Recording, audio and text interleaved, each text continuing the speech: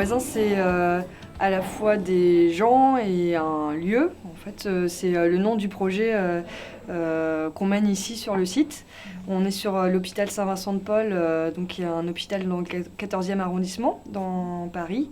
Et cet hôpital a fermé il y a quelques années. C'était une maternité pédiatrie. Il y a beaucoup de Parisiens qui sont nés ici sur ces lieux.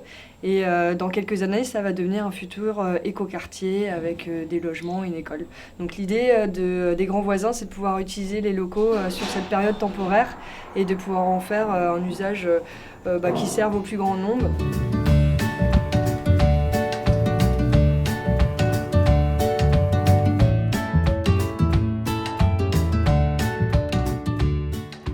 L'idée ici, c'est qu'on accueille des personnes en situation de précarité. Il y a des services d'hébergement d'urgence sur le site, d'hébergement d'urgence, de stabilisation. Il y a plusieurs services. Au total, ça fait 600 personnes qui habitent là. On a aussi des structures qui ont des locaux pour travailler. Il y a des associations, des entreprises. Aujourd'hui, on est à peu près à... Alors, les chiffres changent au fur et à mesure, mais ça fait à peu près 160, 180. Ouais, 170. Voilà. De personnes qui travaillent tous les jours ici, qui ont leurs locaux.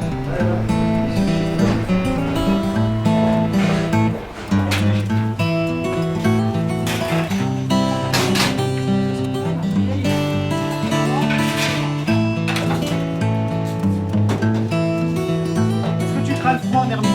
Le chaud, pardon. Il craint pas le chaud pour la découper de près. Alors, Foot de rue est une association porteuse d'un projet économique à vocation sociale. Son objectif est de promouvoir le droit à l'initiative économique et à l'entrepreneuriat pour des publics qui ont été fragilisés et de développer des modèles d'alimentation qui soient accessibles financièrement et durables. Donc ici, sur le site des Grands Voisins, Foot de rue prend la forme d'un chantier d'insertion qui accueille 12 femmes salariées. Donc on a cette spécificité, à savoir que les pouvoirs publics nous ont laissé expérimenter un dispositif 100% féminin. Donc ici, nous avons effectivement mis en place un chantier qui propose une activité de restauration solidaire. Là, tu prends comme ça, tu fais un angle de 20 degrés, tu donnes un coup dedans, ça vient tout seul. Ok? Vas-y. Comme ça, non. Tu prends ton couteau dans cet axe-là, tu donnes un petit angle, voilà, vas-y. Et là, normalement, tu dois tomber sur la jonction. Voilà, bien, bravo. Alors, je suis arrivé ici au Grand Voisin par le truchement de l'association Aurore, qui m'a en fait accompagné dans l'incubation de mon projet. J'ai commencé dans un tiers-lieu qui s'appelait l'Archipel, du côté de la place de Clichy. Et j'ai développé pendant une année le projet et je l'ai structuré. Et puis, quand est venu le temps de l'implantation, du passage à l'acte, il me fallait trouver effectivement des locaux adaptés à l'implantation d'une cuisine. Et il s'avérait qu'ici, effectivement, nous avions une ancienne laverie à biberon qui était là, qui était disponible et que j'ai pu transformer en cuisine.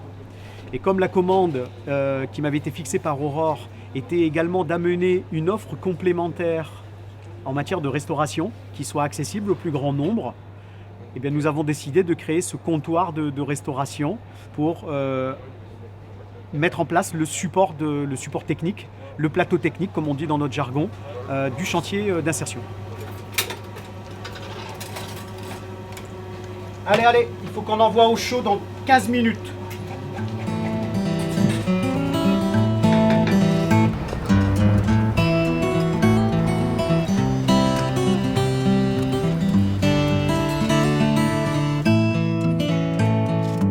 En fait, la ville de Paris a décidé de transformer ce lieu en un quartier, de passer de l'hôpital à un quartier d'habitation avec 600 logements. Et on est rentré dans l'histoire dès le début parce qu'on souhaitait faire en sorte qu'il y ait sur ce site une forme d'habitat nouvelle pour lequel on travaille depuis beaucoup d'années au sein de nos associations d'habitat participatif.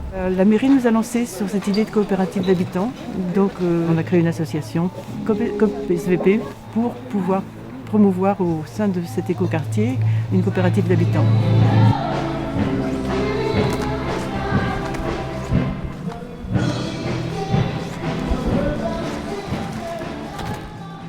Le principe de la coopérative, c'est qu'un groupe d'habitants rassemble ses moyens financiers pour pouvoir emprunter dans une banque de quoi monter l'opération immobilière. Chaque coopérateur est propriétaire de parts sociales à la hauteur de ce qu'il investit dans la coopérative. Tout au long de sa présence dans la coopérative, il va payer quelque chose qu'on appelle une redevance à la coopérative qui sert à rembourser l'emprunt auprès des banques. Et quand il s'en va, il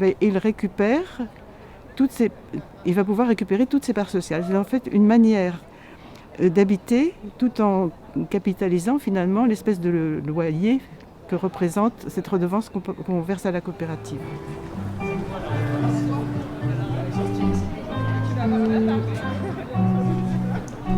Le mouvement d'habitat participatif se divise en deux de grandes catégories. Il y a l'autopromotion, où les gens, comme pour la coopérative, se rassemblent et montent une opération immobilière. La différence avec la coopérative dans l'autopromotion, c'est que quand on quitte son logement, on le revend et que du coup, on est dans le système spéculatif. Alors que la coopérative, elle, si le démarrage est à peu près identique, la coopérative, elle, ne peut pas structurellement faire de bénéfices. Les parts sociales sont simplement valorisées à la hauteur du coût de la vie avec l'IRL, l'indice de revalorisation des loyers. On se disait que la bonne solution, ce serait ce bâtiment qui est là derrière nous. Ça s'appelle le bâtiment Le Long. Et en fait, la ville, quand on est rentré en relation avec eux, nous l'a proposé. C'est tout ce bâtiment en briques des années 50, en gros. On était très ambitieux au début, on voulait 90 logements. On a négocié avec la ville, on en a obtenu 60, c'est déjà pas si mal. Et sur ces 60 logements, il y aura 30% de logements sociaux, comme l'autorise la loi Allure, de vrais logements sociaux, c'est-à-dire du PLAI, du PLUS, c'est-à-dire des gens qui ont des revenus très modestes. Donc on assure avec ce système la mixité sociale, qui est un de nos objectifs principaux. Et le bailleur social, qui donc portera financièrement l'avance de fonds pour les gens du logement social, sera membre de la coopérative. Salut, qu'est-ce que vous faites?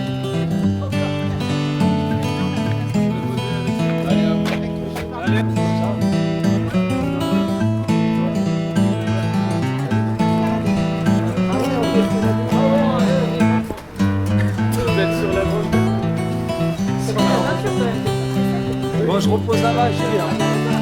Vas-y, là. Vas-y, fais à ta droite, là. Fais à droite. C'est bon. Voilà, on va direct.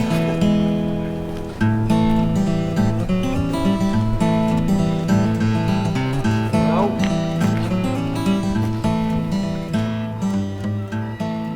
Voilà, du coup, on est dans le bâtiment Pierre Petit. On est au sous-sol du bâtiment. Donc, comme dans tous les autres bâtiments au Grand Voisin, il y a des étages d'hébergement qui sont gérés par Aurore. Et là, on est dans la partie atelier. Donc, c'est là où se trouvent les ateliers d'artistes et les bureaux de certaines assos. Donc, le labo photo, c'est un exemple d'atelier. C'est un endroit où on développe des négatifs, comme cela, donc principalement noir et blanc. Parce que pour la couleur, c'est d'autres procédés, ça demande un peu plus de moyens. D'ailleurs, c'est très rigolo parce qu'on est dans un hôpital, donc on est dans des départements où il y avait de la recherche pour les maladies infantiles. Donc c'est là où je sais plus comment le dire, mais en gros, il y avait des médecins qui faisaient des recherches sur les différentes noms. Et du coup, en arrivant ici, on a retrouvé plein de radios. Du coup, c'est très drôle de faire de la photo argentique dans un lieu où déjà on imprimait des radios. C'est un atelier partagé, je ne suis pas le seul à travailler ici, on est plusieurs photographes. Il y a même des tireurs pros qui viennent utiliser un peu les locaux ici. Et donc le but, c'est de partager un peu ses connaissances, faire de l'échange de compétences aussi, parce qu'il y en a qui vont par exemple être plus spécialisés en pellicule, d'autres plus en tirage papier. Et surtout de laisser le lieu ouvert à la possibilité d'ateliers gratuits et sans condition pour les résidents qui s'intéressent à ça. Ce qu'on va mettre en place par exemple pour le mois de la photo. On va permettre à des résidents de faire des stages d'initiation où ils vont pouvoir prendre leurs photos, ensuite on va développer avec eux la pellicule, on va apprendre à choisir une image, on va apprendre à regarder une image Et du coup, c'est une activité qui est assez intéressante parce que ça demande pas mal de concentration et surtout, ça oblige à prendre de la photo un peu différemment qu'avec un appareil numérique. La blouse, alors, tu vois. Et la blouse que j'ai, ça c'est rigolo parce que c'est justement la blouse d'origine que portaient les médecins. Alors ça c'est la lingerie, donc la lingerie c'est l'endroit qui a été transformé en café-restaurant, qui du coup était le lieu où tout le monde mettait son linge et il y avait des lingères qui lavaient ça dans un grand bac. Et je vous parle de ça il y a plus de 100 ans, 110, 120 ans même. Voilà. Et donc l'idée c'est que pas mal d'endroits comme ici ont été réhabilités pour permettre à des artistes d'avoir un atelier pour travailler ou un bureau pour pouvoir bosser avec son ordi ou les artisans qui peuvent installer leurs machines comme la lithographie, comme le tatoueur et voilà.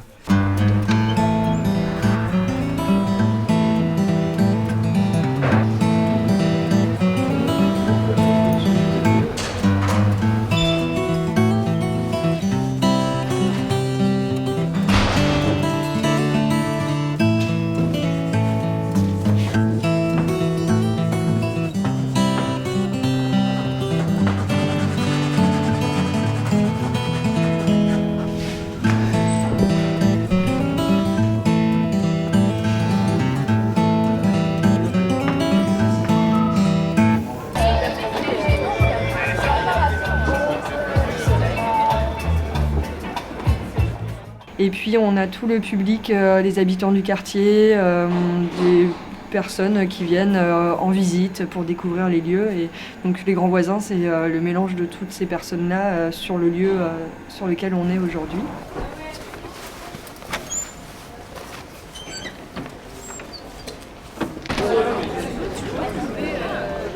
Alors moi je vis au marché des grands voisins pour la deuxième fois. J'aime beaucoup cet endroit qui est très convivial, qui est dans l'ouverture, dans le respect de l'autre. J'aime beaucoup, voilà.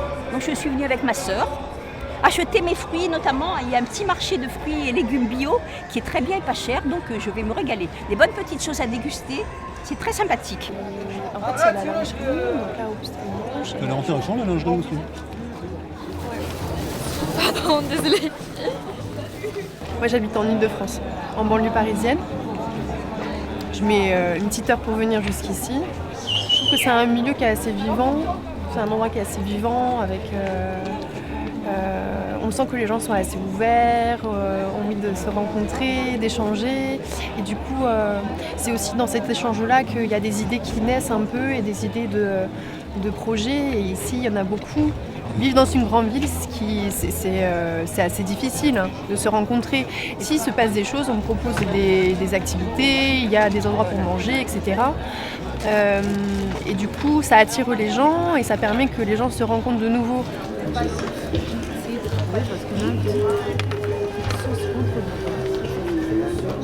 C'était une idée vague à la base, tout s'est fait au fur et à mesure. Je pense que même au début, je ne sais même pas si l'ouverture au public elle a tout de suite été mise en avant. Ça a mis un petit peu de temps. Tout s'est fait en fait en fonction des réflexions et de l'évolution. Du coup, il y a une grosse partie du projet qui a été écrit en collaboration avec la mairie, la PHP et avec les 3 structures qu'on représente aujourd'hui. Mais après, il y a tout un tas de détails et de micro-projets qui se sont installés pendant cette ouverture et avec l'installation des 180 structures qui a été progressive, qui sont apparues au fur et à mesure en fonction des besoins, des demandes, du contexte et puis des envies de projet de chacun.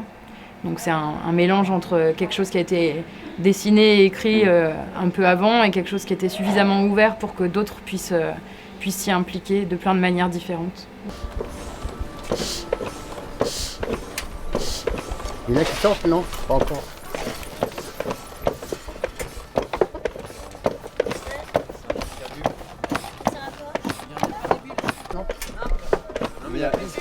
Il n'y a plus d'eau alors. Il y a du savon? Ah ouais.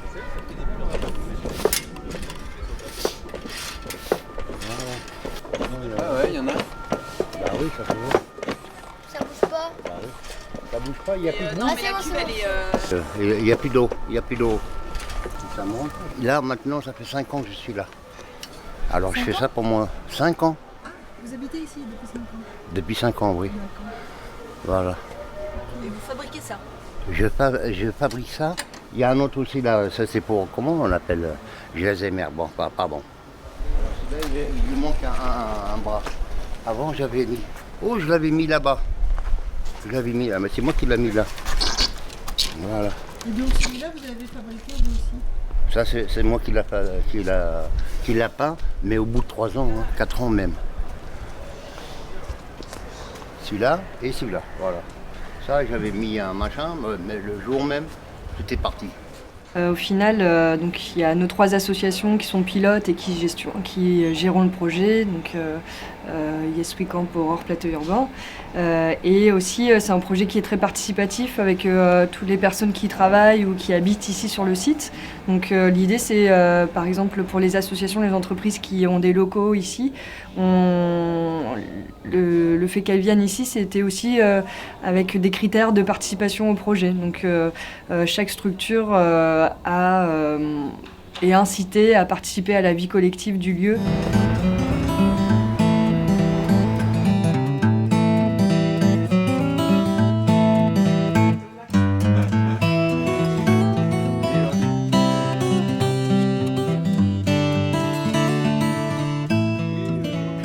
Capacité, c'est une association qui développe des démarches participatives, principalement autour de la question de la production de la ville, avec une petite phrase qui regroupe un peu les énergies autour de capacité, qui est la ville par tous et pour tous, avec l'idée que pour construire une ville plus juste demain, le chemin le plus court, c'est de la concevoir déjà maintenant ensemble. On a eu connaissance de cette expérience au Grand Voisin et ça nous a semblé à la fois une opportunité par rapport au développement de notre association, de notre projet, et aussi intéressant dans la logique de construire ensemble l'animation d'un lieu, le lien avec des personnes en situation d'hébergement et d'autres associations, quoi. Et du coup, nous, on a un peu dit assez rapidement, ce qui nous semblait intéressant, c'est de aussi penser le projet des Grands Voisins avec les résidents.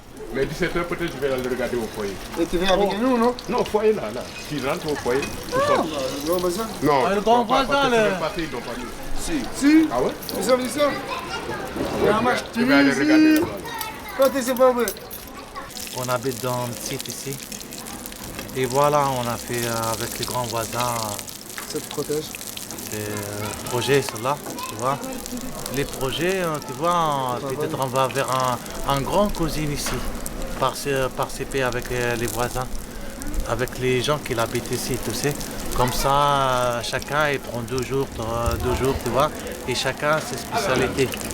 Nous, c'est nous l'habitant. Alors? Ouais, les habitants, oui, avec les grands voisins, avec les associations ici.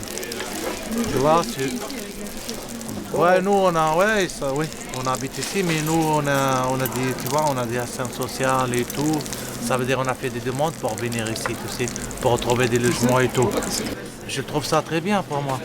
Franchement, je trouve, voilà, il y a un peu, tu existes un peu, tu peux faire des boulots, tu vois. Et je trouve c'est très bien pour ça, par rapport à l'association, on parle entre nous, tu sais.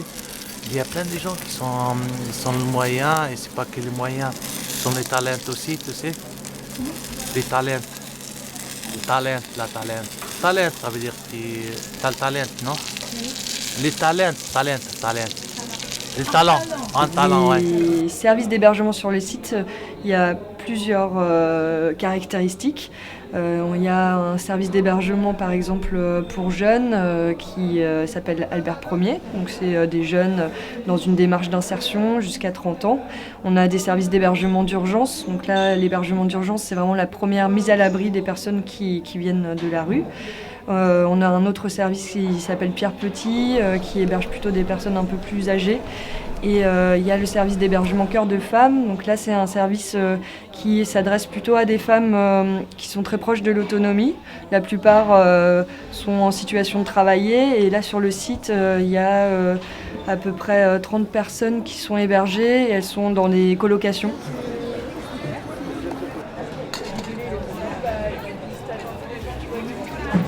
On est à, nous, c'est Cœur de Femmes, association Cœur de Femmes. Et c'est une association qui reçoit des femmes qui ont pas mal de soucis, des femmes à la recherche de logement, des femmes de situations précaires. Voilà. Et qui nous héberge ici, qui nous vraiment ouvre beaucoup de portes, beaucoup d'opportunités à travailler, à faire des repas, à vendre ici. Voilà. Ce que nous préparons, ils nous ouvrent aussi une grande cuisine pro. On prépare tout ce qu'il faut, ils nous accompagnent. Et voilà. Cœur de femme, avec il y a l'association Food. Clémentine, c'est quoi votre association? J'ai dit food. Bon, c'est pas grave. Moi, je travaille pour l'association Aurore, mais on est association Aurore Yes We Camp. On fait un projet commun sur les résidents qui vendent à manger, en fait. C'est pour ça. Ça va, Malik? Tiens, c'est lui, Malik, qui va nous aider pour le carnaval, Diana. Salut, ça va? Oui, Malik. La forme? Oui, je le croisais, je crois. Ouais, on s'est déjà vu. Oui. Ça sera à partir de jeudi, c'est ça? Je vais reconfirmer ça. Ouais, moi je suis pas très loin, donc je passerai vous voir. D'accord, très bien, oui. Nous, on essaie de faire de la coordination de tous ces événements pour pas qu'il y ait des choses qui se superposent et qui fonctionnent mal ensemble. Mais souvent, c'est des suggestions qui viennent d'autres et nous, on vient en appui technique, communication et organisation pour les mettre en place. Donc, par exemple, le marché des grands voisins, c'est une idée à la base de l'association Améliore qui organise d'autres marchés ailleurs dans Paris avec les Bifins. Et du coup, nous, on est venu l'agrémenter de tout ce qui pouvait, enfin, d'autres fonctions. Donc, c'est aussi un marché d'artisanat où tous les artistes du site peuvent venir exposer leur production. C'est aussi un marché où les voisins du 14e peuvent venir s'installer et puis vendre leur comme un vide-grenier. Les Bifins adhérents de l'association Améliore, quand ils vont vendre à Paris, ils n'ont pas l'autorisation. Du coup, ils sont considérés à tort comme des délinquants. Donc nous, c'est ce qu'on défend, c'est que les personnes les plus fragiles ou les plus seules ou soient des protagonistes de la ville et plutôt que d'être considérés comme des pauvres, des exclus, des étrangers, ou c'est comme ça, soient considérés comme des acteurs de la ville. En l'occurrence, là, des vendeurs, des marchands, quoi, de récup.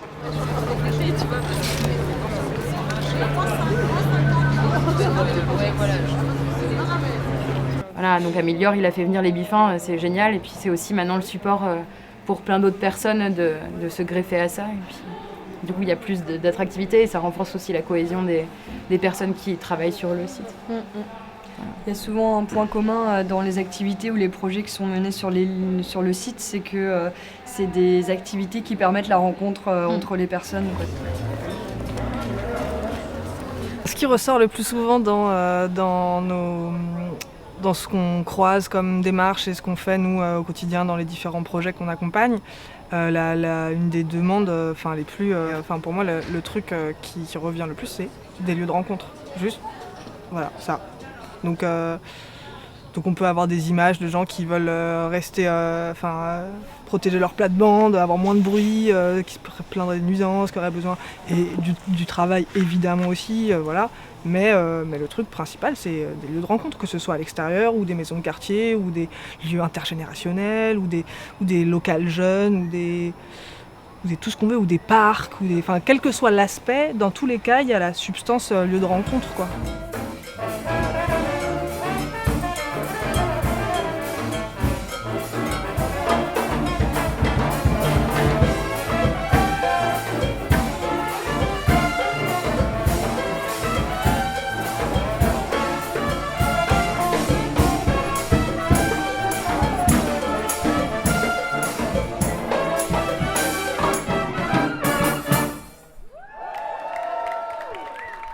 Ici, ce qui semblerait le projet d'écoquartier que moi j'ai vu, c'est, je crois qu'il y a certains bâtiments qui sont conservés parce qu'ils ont une valeur patrimoniale. Il y a 600 logements qui sont construits. Il y a une envie de vraiment faire du logement social et très social, une vraie mixité pour le coup dans les intentions urbaines.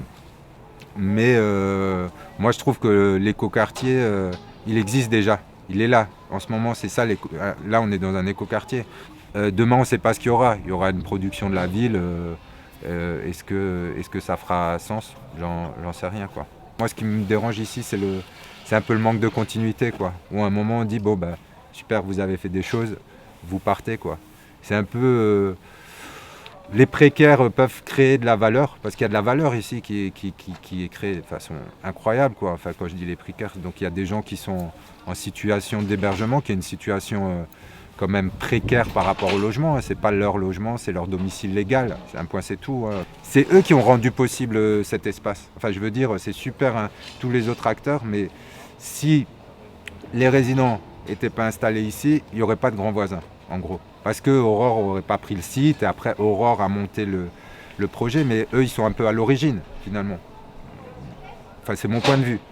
Et après, il y a un certain nombre d'assos qui sont venus, et d'assos, d'artistes, etc. Et les assos qui sont venus, pour la plupart, enfin les gens qui sont venus, ils sont venus un peu comme nous. C'est parce qu'ils ne trouvaient pas de locaux abordables dans Paris pour développer leur projet. Et du coup, c'est eux aussi qui ont fait que maintenant, je ne sais pas, le soir, dans les guides de Paris, Hype, même Anne Hidalgo, elle dit le nouveau coin Hype de Paris, les grands voisins, venez prendre un verre. Il y a des sociologues, des philosophes qui viennent manger ici le midi, qui disent ah mais c'est super, je suis tous les jours au grand voisin, etc.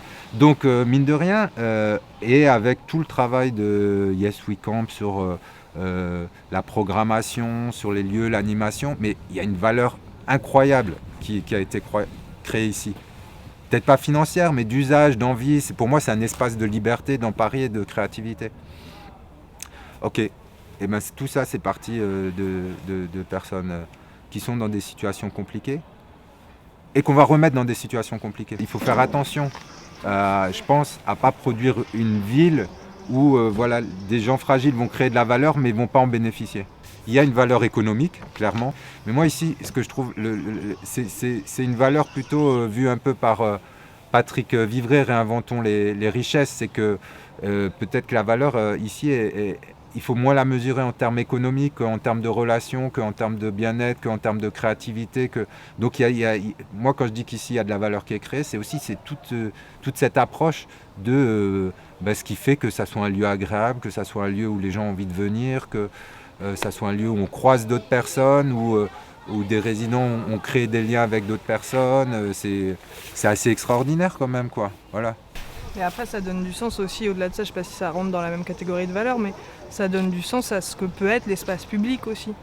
C'est-à-dire, là, on ne sait pas trop si on est dans la rue ou pas, mais dans tous les cas, ça veut dire qu'on s'autorise déjà plus de choses, ça veut dire qu'on peut se poser avec des gens pour discuter et manger des trucs qu'on aurait ramenés, on peut faire du bruit, bon, mesurément, mais on peut en fait avoir un autre rapport à l'espace qui est le nôtre, et du coup, rien que ça, c'est aussi un support à se dire ah mais en fait on pourrait faire ça partout. Et du coup ça a une vraie valeur aussi.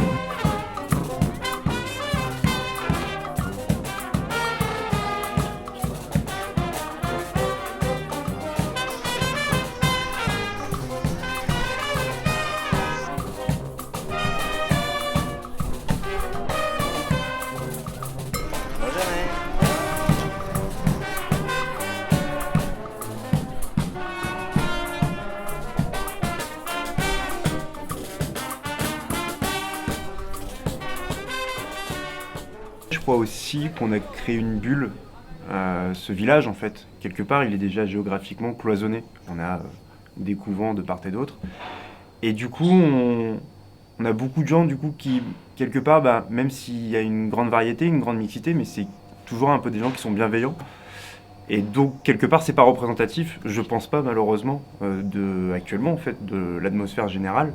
Quand on dit est-ce que les gens ont plus envie de solidarité, de vivre ensemble, de partager les communs, certes, oui, plus, mais je ne pense pas que ce soit une majorité actuellement. Actuellement, je pense que c'est plus le contraire. Je pense que les gens essaient de plus être à l'intérieur de chez eux, de ne pas vouloir sortir, de plus en plus de méfiance.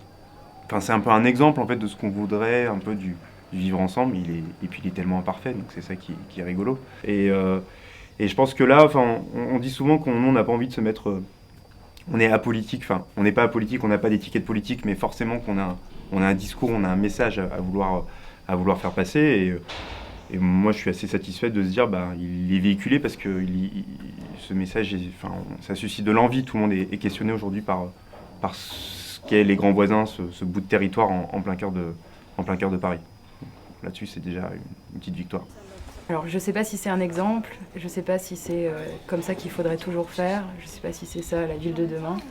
En tout cas, ce que je pense qu'on voit ici, tous, c'est qu'il y a énormément d'envie, d'initiatives, de personnes qui ont envie, pas forcément de s'approprier, parce que c'est un mot un peu délicat, mais plutôt d'être acteurs de leur environnement, à l'inverse de la position de consommateur dans laquelle on nous a toujours assigné, quoi. Et c'est quelque chose qui a un peu émergé, il me semble, avec toutes ces questions de développement durable et de relations à l'environnement. On a beaucoup dit, oui, il faut que tout le monde s'y mette. Du coup, les gens, en fait, ils ont envie de s'y mettre, ils ont envie de faire des choses. Il y a plein de manières. Et du coup, là, tout l'enjeu pour moi de la ville à venir, c'est de savoir comment on fait pour déconstruire toutes ces barrières et toutes ces étapes qu'on a aujourd'hui, normalement, à franchir pour être capable d'agir.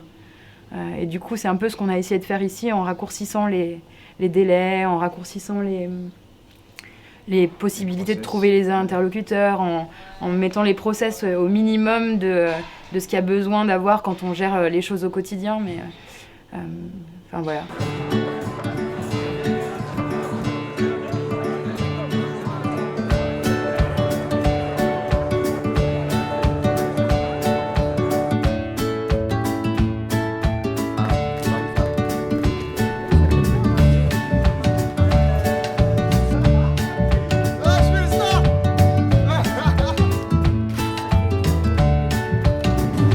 Qui est-ce qui a fait le couscous la dernière fois? C'est pareil Franchement, on a fait les deux.